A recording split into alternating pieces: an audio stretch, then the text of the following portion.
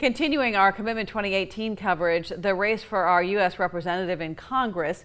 There are three candidates vying for the 20th District congressional seat. Incumbent Jimmy Panetta facing candidate Doug Deach and Ron Cabot. If a candidate wins 50% plus one, that candidate wins the seat. We're done. If not, the top two vote getters move to a runoff race on the November ballot. More on the candidates. Here's Action News reporter Brittany Nielsen. California's 20th congressional district includes all of Monterey and San Benito counties and parts of Santa Clara and Santa Cruz counties. Two candidates taking on incumbent Jimmy Panetta for the seat. Neither are new faces to local politics. They've both run numerous times for various political offices. Ron Cabot is a certified public accountant from Carmel, running, he says, for a short-term stint in Washington, which would allow him to work without time dedicated to fundraising obligations. He says he represents a silent majority of people who are not in favor of a sanctuary state or cities. I am conservative. I do believe in law and order. I do not believe we should have a sanctuary status on the state level. The sanctuary status on the state level has created laws and privileges for individuals who are illegally here and set them up against people who are in fact voters who should be represented by the state.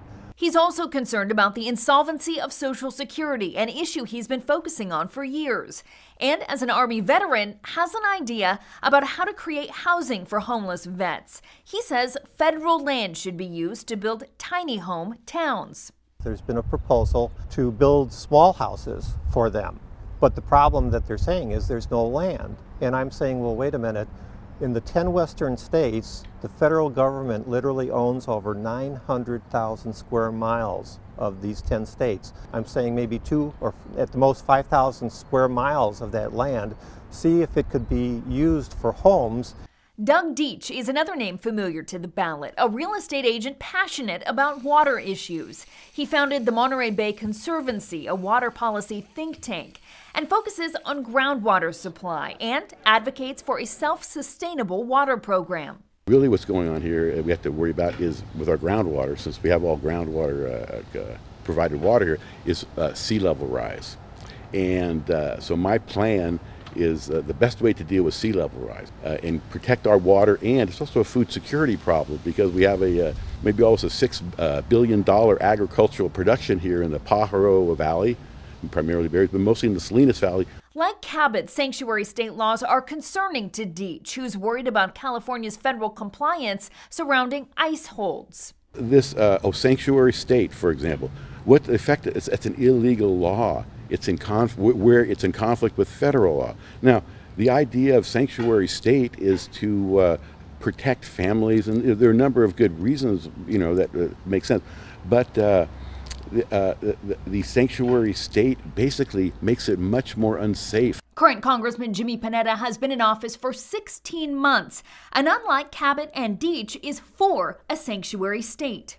In his next term, saving dreamers and comprehensive immigration reform top his list, regretful that they haven't already been handled.